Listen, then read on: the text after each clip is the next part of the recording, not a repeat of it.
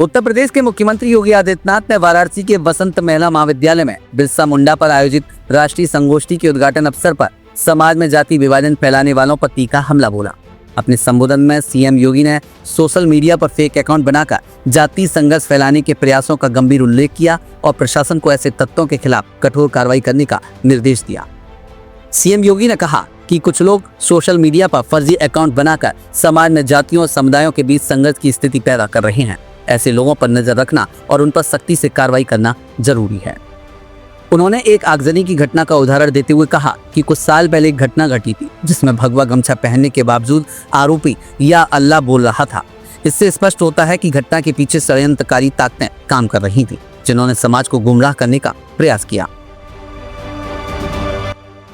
जो fake account बनाते हैं सोशल मीडिया में और फिर उसके बाद जातीय संघर्ष की स्थिति को पैदा करते हैं, एक जाति को दूसरी जाति से लड़ाने का काम करते हैं।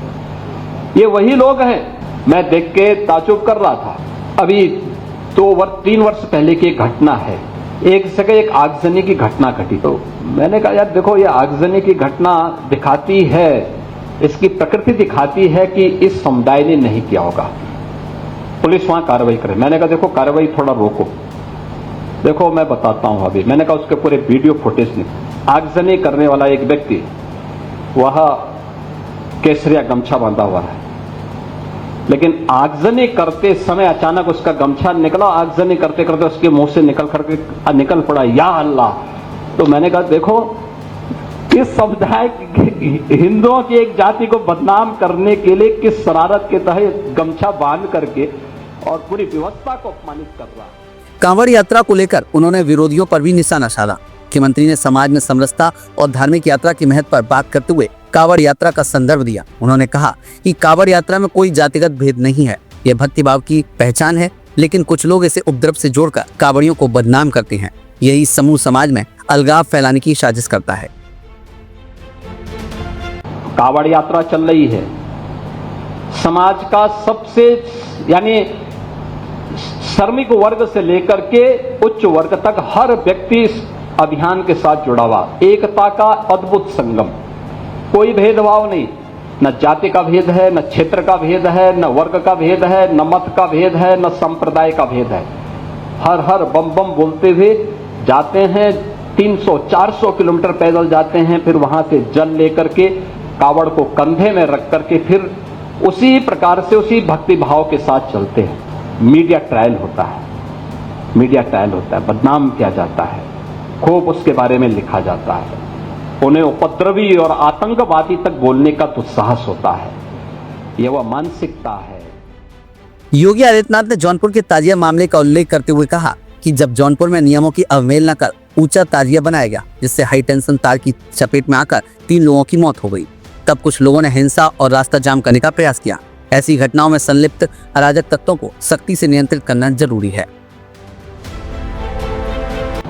मुहर्रम का आयोजन हुआ, हमने एक व्यवस्था बना दी कि भाई देखो, आप ताजिया की हाइट इससे ज्यादा मत करना, इससे ज्यादा करेंगे तो देखिए फिर आप मांग करेंगे कि पेड़ की टहनी काटो, किसी के घर के छज्जे को काटो, कहीं हाई टेंशन के तार को हटाओ। अब एक आयोजन के लिए हम हाई टेंशन तार हटाएं, एक बड़े तबके के लिए, गांव के लिए या शहर के लिए बिजली बाधित कर दें, तो ये तो उन लोगों के साथ अन्याय है भाई जो बिजली बिल का भुगतान कर रहे हैं। आप बिना बिल का भुगतान किए, बिना सड़क का चार्ज दिए आप अपनी यात्रा निकालना चाहते हैं और आप इसके लिए जो है चाहते हैं कि हो जाए। या किसी का घर, किसी ने मेहनत करके अपने घर को बनाया, आप उसके बर्जे को तोड़वा रहे हैं।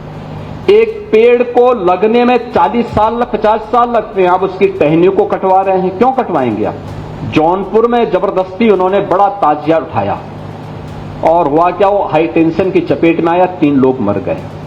बाद में उन्होंने रास्ता जाम किया तो पुलिस ने कहा क्या करें? मैंने कहा लाठी मार करके बाहर करो इनको, क्योंकि ये लातों के भूत हैं, बातों से मानेंगे नहीं।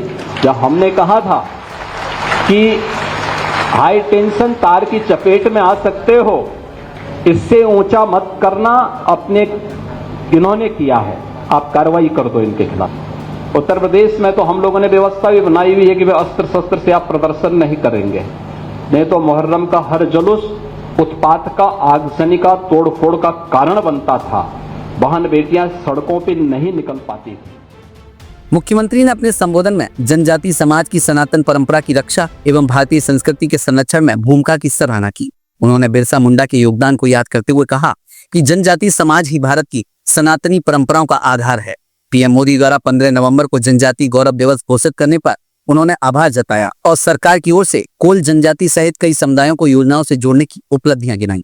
अंत में योगी ने वसंत महिला महाविद्यालय प्रांगण में पौधारोपण कर पर्यावरण संरक्षण का भी संदेश दिया। अब आप समझिए कि मुख्यमंत्री का स्पष्ट संदेश था कि सोशल मीडिया के जरिए समाज में नफरत फैलाने वाले, धार्मिक यात्राओं को बदनाम करने वाले और कानून व्यवस्था से खिलवाड़ करने वाले किसी भी कीमत पर बख्शे नहीं जाएंगे। पूरे राज्य में इनकी मॉनिटरिंग और कड़ी कार्रवाई सुनिश्चित की जाएगी।